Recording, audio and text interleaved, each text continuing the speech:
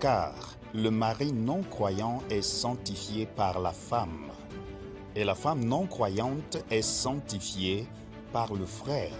Autrement, vos enfants seraient impurs, tandis que maintenant, ils sont saints. Shalom. Shalom et bienvenue, je suis le pasteur Jean Colbert du groupe média Kindengers Ministries.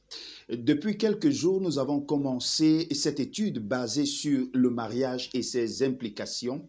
Aujourd'hui encore, nous allons continuer en parlant d'un thème très important. Un mariage, deux religions, est-ce possible?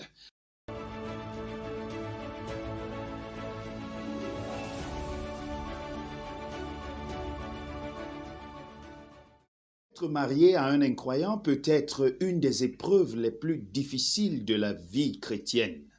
Le mariage est une alliance sacrée qui unit deux êtres pour n'en faire qu'un. Il peut être très difficile pour un croyant et un incroyant de vivre en harmonie. Si l'un des conjoints est devenu chrétien après son mariage, le combat inhérent du fait de vivre sous deux autorités différentes apparaît très rapidement. Les chrétiens qui se retrouvent dans cette situation cherchent souvent à rompre les liens du mariage parce qu'ils sont convaincus que c'est le seul moyen de réellement glorifier Dieu. Pourtant, sa parole dit le contraire. Il est très important non seulement de ne pas se complaire dans cette situation, mais aussi de chercher des manières de glorifier Dieu dans ces circonstances difficiles. La Bible aborde le cas des croyants mariés à des incroyants. Dans le livre de 1 Corinthiens chapitre 7, du verset 12 au verset 14, il dit ceci. « Si un frère a une femme non croyante et qu'elle soit d'accord d'habiter avec lui, qu'il ne divorce pas d'elle. Et si une femme a un mari non croyant et qu'il soit d'accord d'habiter avec elle, qu'elle ne divorce pas de son mari. En effet, le mari non-croyant bénéficie de la sainteté de la femme et la femme non-croyante bénéficie de la sainteté du mari.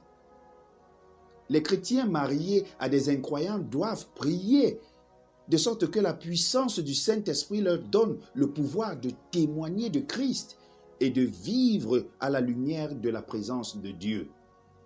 Ils doivent aspirer à ce que la puissance transformatrice de Dieu change leur cœur et produise en eux les fruits du Saint-Esprit. Une femme chrétienne doit avoir un cœur soumis, même si son mari est incroyant. Je le répète, une femme chrétienne doit avoir un cœur soumis, même si son mari est incroyant. Dans le livre de 1 Pierre chapitre 3, le verset 1, nous est donné le conseil pour y parvenir. Pour cela, elle devra rester proche de Dieu et compter sur sa grâce et pas être une rivale. Les chrétiens ne sont pas appelés à vivre en solitaire.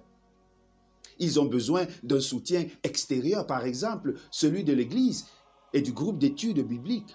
Le fait que le conjoint soit incroyant n'annule en rien le caractère sacré de la relation maritale et chaque chrétien devrait avoir pour priorité de prier pour son conjoint et d'être un bon exemple pour lui, pour que la lumière de Christ brille avec éclat.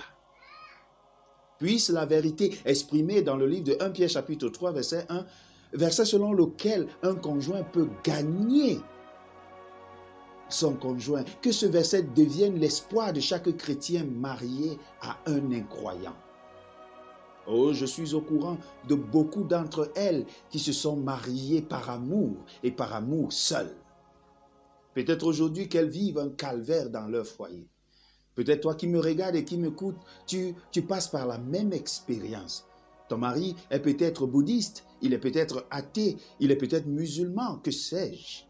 Ta femme peut-être ne vient pas dans ton église et elle préfère rester à la maison alors que toi tu es chrétien. C'est une situation difficile, je l'admets et c'est vrai.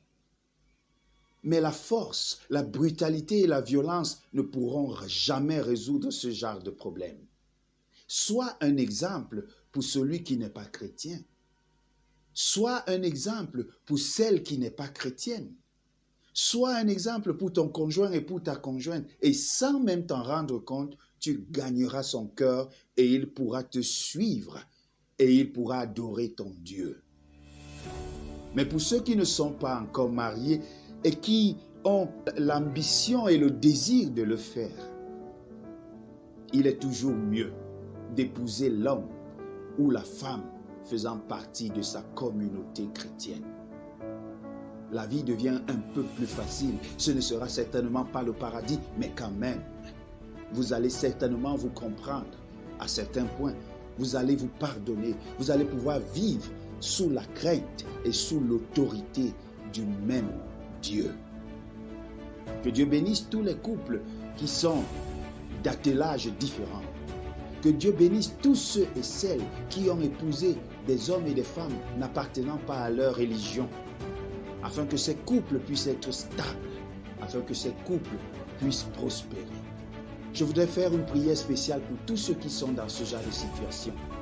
Que le Seigneur veille sur vous et que le Seigneur vous garde.